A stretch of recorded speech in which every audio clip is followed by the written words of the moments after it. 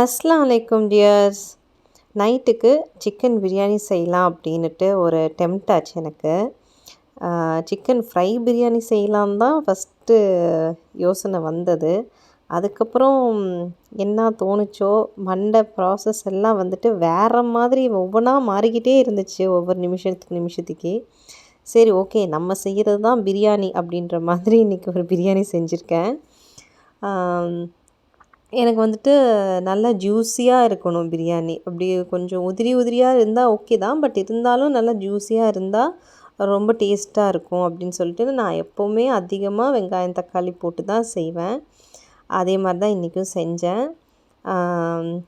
Cashew நட்லாம் ஊற வச்சு, அப்புறம் தயிர் போட்டு, அதுக்கப்புறம் வந்துட்டு சிக்கன் வந்துட்டு கொஞ்சம் வேக வச்சு அதோட தண்ணி எடுத்து, அதுக்கப்புறம் வந்துட்டு மல்லி, புதினா 2மே வந்துட்டு அரைச்சிட்டு சேர்த்தேன். இன்றைக்கி கொஞ்சம் நல்லா டிஃப்ரெண்ட்டாக இருக்கணும் அப்படின்னு நினச்சிட்டு தான் செஞ்சேன். நல்லா சூப்பராக வந்துச்சு. அதுக்கப்புறம் ஈவினிங் தானே, கொஞ்சமாக செஞ்சால் போதும், லெஃப்ட் ஓவர் இருந்துச்சுன்னா காலையில் நம்ம மட்டும்தான் சாப்பிடுவோம் அப்படின்னு சொல்லிட்டு அளவாக செஞ்சுக்கலாம் அப்படின்ட்டு தான் செஞ்சுட்டு இருக்கேன்.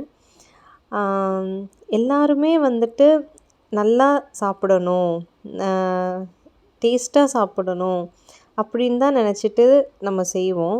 பட் ஏதாவது ஒரு சொதப்பல் நடந்துருச்சு அப்படின்னா நமக்கு ரொம்ப சங்கடமாக இருக்கும். ஏன்னா நம்ம எப்படியா இருந்தாலும் சாப்பிட்றலாம், நம்ம போட்ட எஃபர்ட் வந்துட்டு ஓகே அப்படின்ற மாதிரி நினச்சிக்கிட்டு நம்ம சாப்பிட்றலாம். பட் ஆனால் நம்ம ஃபேமிலி மெம்பர்ஸ் கொடுக்கும்போது அவங்க என்னடா இது இப்படி இருந்துச்சுன்னா அதிகமாக சாப்பிட மாட்டாங்க. அதுக்கப்புறம் வந்துட்டு okay better luck next time அப்படின்ற மாதிரி இருக்கும். அந்த மாதிரிலாம் எதுவுமே இருக்கக்கூடாது அப்படின்னு நினச்சிட்டு தான் வந்துட்டு ஒவ்வொரு நாளுமே நான் செய்வேன். ஏன்னா எக்காரணத்தை கொண்டும் குழந்தைங்க வந்துட்டு வேண்டாம் அப்படின்னு சொல்லிடக்கூடாது அப்படின்னு நினச்சிட்டு தான் காரமே இல்லாமல் செய்வேன். அப்புறம் அவங்களுக்கு ரொம்ப பிடிக்கும், கேஷ்யூ நட்டும் கிரேப்ஸும் போட்டு சாப்பிட்டா ரொம்ப பிடிக்கும். அவங்களுக்கு தகுந்த மாதிரி தான் செஞ்சாச்சு. அதுக்கப்புறம் ரைத்தாவில் வந்துட்டு வெங்காயம், அப்புறம் கொஞ்சோண்டு கொரியாண்டர் லீவ்ஸு, உப்பு மட்டும் போட்டு நல்லா மிக்ஸ் பண்ணிவிட்டு அதுக்கப்புறம் தயிர் ஊற்றிட்டேன். மிளகாவோ இல்லை வந்துட்டு குக்கும்பர், கேரட்டெல்லாம் போட்டால் வந்துட்டு அவ்வளோ விருப்பமாக சாப்பிட மாட்டாங்க. சரி வின்டராக வேறு இருக்குது, சும்மா ரைத்தா தொட்டுக்க தானே சாப்பிடுவாங்க, அந்த அளவுக்கு இருக்கட்டும் அப்படின்ட்டு இன்றைக்கி முழுக்க குட்டீஸ்க்கு பிடிச்ச மாதிரி அவங்க வந்துட்டு நல்லா சாப்பிடணும் அப்படின்னா என்ஜாயபுளாக அவங்க அந்த ஃபுட்டை எடுத்துக்கணும்னு நினச்சே இன்றைக்கி செஞ்சுருக்கேன். அல்ஹம்துலில்லாஹ் நல்லாவே வந்துருச்சு.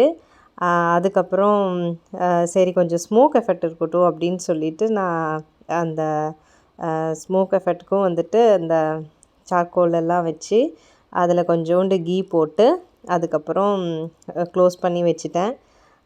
அந்த ஒரு ஸ்மெல் இருந்துச்சு அப்படின்னா பிரியாணிக்கு ஃப்ளேவர் வந்துட்டு ரொம்ப சூப்பராக இருக்கும். அதோட அரோமேட்டிக்கே வந்துட்டு சாப்பிட தோணிகிட்டே இருக்கும். அந்த ஒரு காரணத்துக்காக அதுவும் செஞ்சேன். எல்லாமே வந்துட்டு தோணும்போது செய்த விஷயங்கள் தான். பட் அவுட்புட்டு அல்ஹம்துலில்லாஹ் ரொம்ப நல்லாவே வந்துருச்சு. என்னோடய வீடியோவை எல்லாருமே பாருங்கள், லைக் பண்ணுங்கள், ஷேர் பண்ணுங்கள், எனக்கு சப்போர்ட் பண்ணுங்கள். இன்னொரு வீடியோவில் இதே மாதிரி புதுசாக எனக்கு என்ன தோணுதோ அந்த மாதிரிலாம் செஞ்சதெல்லாம் உங்கள்கிட்ட நான் ஷேர் பண்ணுறேன் இன்ஷா அல்லாஹ். டாட்டா, பை பை, அஸ்ஸலாமு அலைக்கும்.